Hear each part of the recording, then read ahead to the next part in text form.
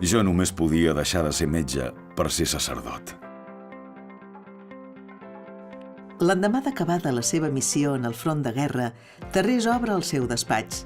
Tornava a tenir la vida feta, però cada vegada és més gran la seva voluntat de ser metge d'ànimes.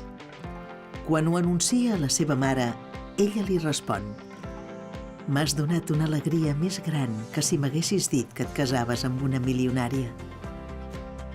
El dia de Sant Miquel, el 29 de setembre de 1939, la mare, recolzada al braç del doctor Tarrés, fa via cap al seminari del carrer de Diputació. Vaig acompanyar les dues filles al convent. També vull acompanyar el noi al seminari.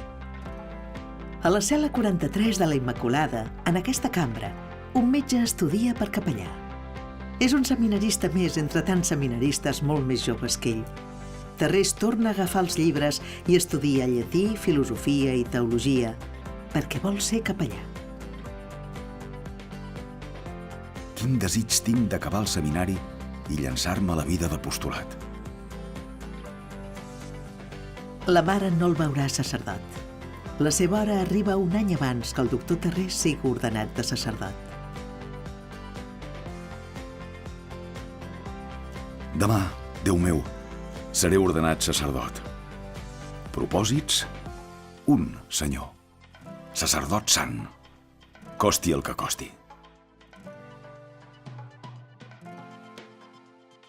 El 30 de maig de 1942, el doctor Pere Tarrés i Claret era ordenat sacerdot.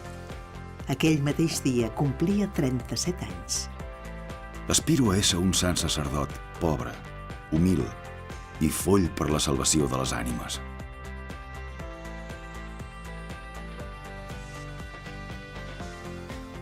La missa nova es feu a la Mercè. Estava plena de fajolistes, de companys metges, de seminaristes i de poble.